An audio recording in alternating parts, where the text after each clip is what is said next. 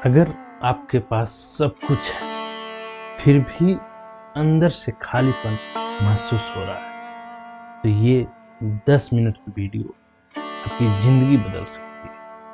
तो नमस्कार दोस्तों, स्वागत है मेरे चैनल पे इंस्पायर स्टूडियो।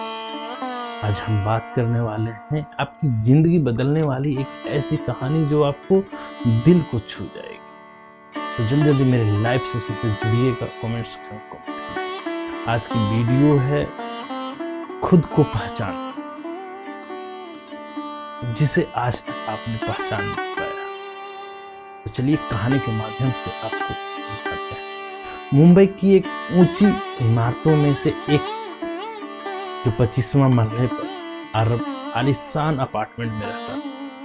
उसकी खिड़की से शहर की कभी कभी न सोने वाली रात नजारा दिखती।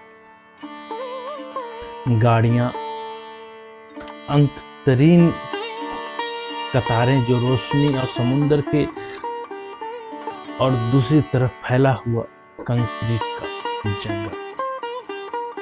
आरफ एक मल्टीनेशनल कंपनी में एक ऊंचे पद पे काम करता था। मोटी तनख्वाह थी, शानदार गाड़ियां थी, वीकेंड पर महंगी पार्टियां का दौर। उसके पास हर वह चीज था जिसे कुछ चीज की जरूरत ही नहीं, जिसे समाज सफलता के पैमाने से नापती है, वो उसके पास हर वो चीज थी। लेकिन हर दिन रात जब अपनी बालकनी से खड़ा होकर देखता तो उसे एक अजीब सा खालीपन महसूस होता। उसे लगता जैसे वह अपनी जिंदगी का एक किनारा जो कि ऐसे किरदार को निभा रहा है जिसे संवाद और हाव भाव किसी और ने लिखा है। सुबह उठना, ट्रैफिक से जूझकर ऑफिस पहुंचना, घंटों तक लैपटॉप की स्क्रीन पर आंखें गड़ा कर रखना, फिर मतलब की मीटिंग में सिर हिलाना और फिर थका हारा घर लौट आना। उसकी जिंदगी का एक मशीन की तरह बन गई।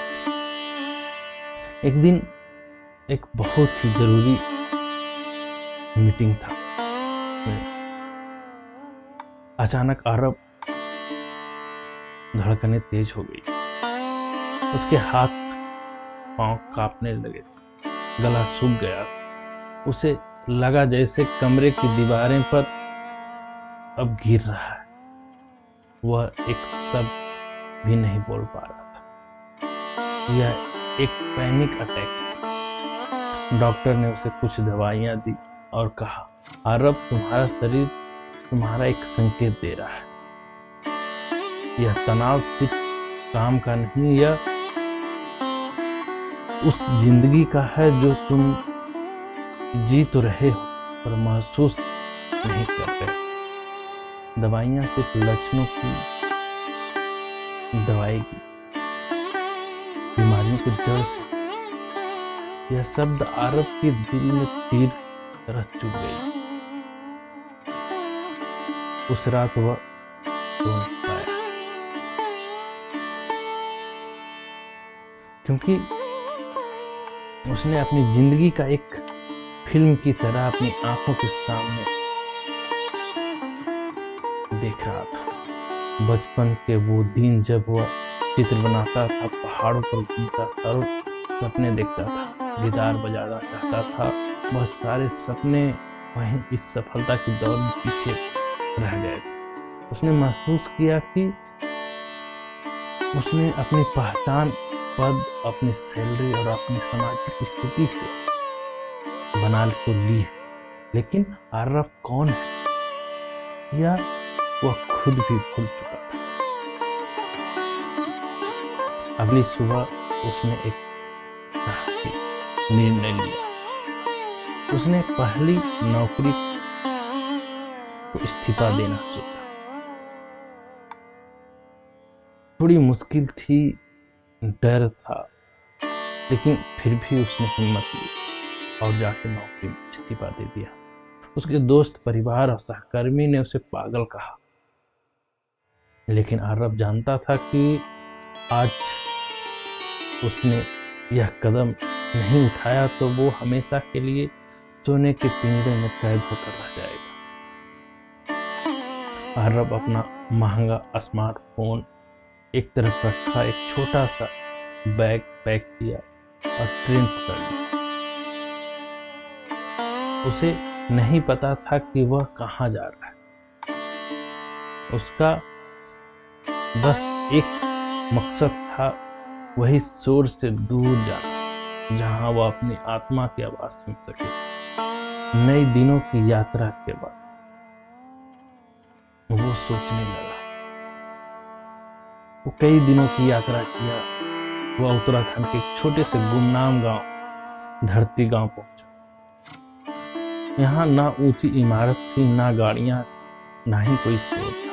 चारों तरफ देवदार के ऊंचे ऊंचे पेड़ और शांत श्रृंखला, और हवा की धूल मिट्टी से सौंधी हुई महकती।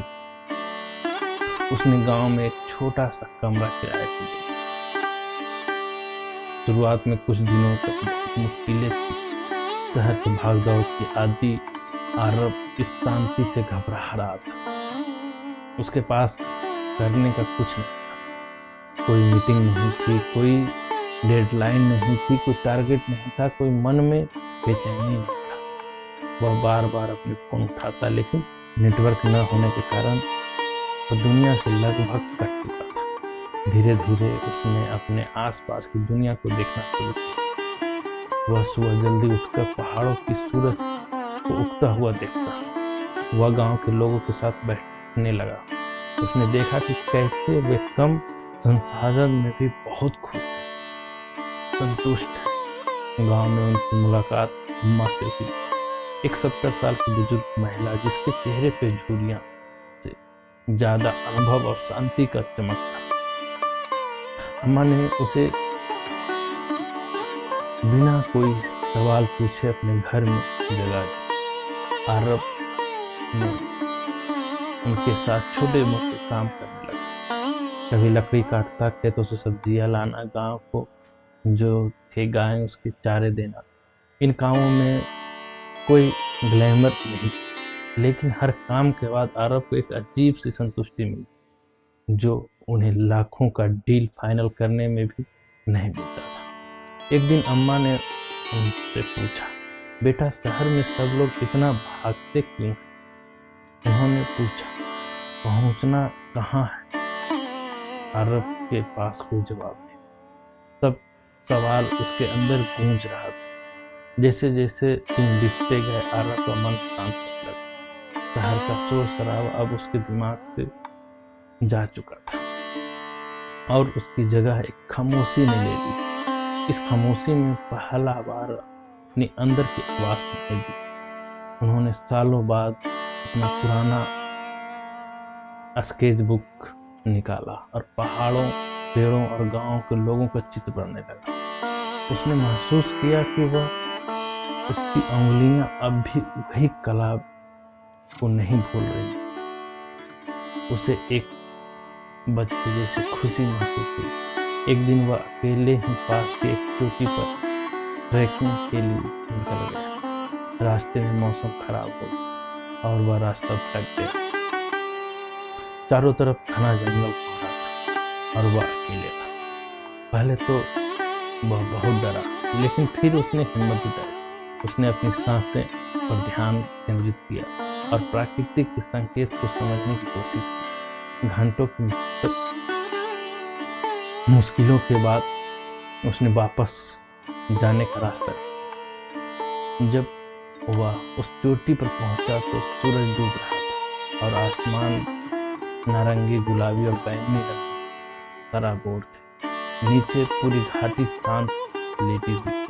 उस ऊंचाई पर, उस खामोशी में आरब को एक अद्भुत एहसास हुआ। उसने समझ में आया कि उसकी पहचान न तो उसका पद है, न उसकी संपत्ति है, और न ही उन लोगों के बारे में राय है। उसकी पहचान उसका साहस है, जो उसे भटकाव में भी रास्ता खोजने में मदद करता है। उसकी पहचान उसकी कला है, जो उसे दुनिया से सुंदरता को कागज पर उतार देती है। उसकी पहचान उसकी करुणा है जो उसे अम्मा की मदद करने में प्रेरित करता है। उसकी पहचान प्रकृति के साथ उसका गहरा जुड़ाव है। वह आरव था, बस आरव, किसी टाइटल या टैग के बिना। उस दिन वह रोया, लेकिन आंखों में दुख के लिए नहीं बल्कि खुद को पा लेने की खुशी से। कुछ महीने धरती गांव में बिताने के बाद आरव वापस शहर लौटा, लेकिन अब वह पुराना आरव नहीं। उसके चलने में एक ठहराव थी, उसकी आंखों में एक चमक थी और उसके चेहरे पे एक सच्ची मुस्कान। उसने अपने आलीशान अपार्टमेंट को बेच दिया और एक छोटे से आरामदायक जगह ले ली, जिसे कॉर्पोरेट जगह वापस जाने की बजाय अपने जुनून को अपना पेशा बनाने का फैसला लिया। उसने अपनी तकनीकी कौशल और अपनी नई खोज की कला मिलाया। उसने एक ऑनलाइन प्लेटफॉर्म बनाया जिसका नाम रखा सफरनामा। इस प्लेटफॉर्म के जरिए वह लोगों को धरती गांव जैसे अनछुए गांव की यात्रा करने एवं वहां के स्थानीय जीवन का अनुभवों का मदद करता था। वह अपनी फोटोग्राफी और कहानी के माध्यम से उन जगहों पर आत्मा को लोगों तक पहुंचाता था। उनका काम अब उसे बोझ नहीं लगता था। वह हर दिन उत्साह के साथ उठता, क्योंकि वह अब काम कर रहा था जिसे उस प्यार था, जिसे उससे समर्थ का एहसास करता था। उसने अपनी खुशी को बाहरी चीजों में ढूंढना बंद कर दिया। अब उसकी खुशी एक अच्छी सुबह की चाय में थी, किसी अजनबी की मदद करने में थी, अपनी कला को बनाने में, पहाड़ों की शांत यादों में। अरब की खुद को पहचानने की यात्रा किसी मंजिल तक पहुंचने कर खत्म नहीं हुआ। वास्तव में यह तो नई जिंदगी की शुरुआत। उसने जान लिया था कि खुद को खोजना किसी दूर देश या पहाड़ों की चोटियों पर जाकर खत्म नहीं होती, बल्कि यह तो हर दिन, हर पल, हर अपने अंदर की आवाज को सुनना और अनुसार जीने का निरंतर सफलता है। ये आरव की कहानी नहीं कि ये कहानी हर ऐसा हम लोगों की, आपकी, जो आज के दौर में ये सोचते हैं कि सब कुछ पैसा है, ये चकाचौंध की दुनिया, ये आलीशान बंगले, ये कॉर्पोरेट की दुनिया, इसी में सब कुछ है। क्या आप भी ऐसा मानते हैं? क्या आप अपनी हकीकत को जान पाते?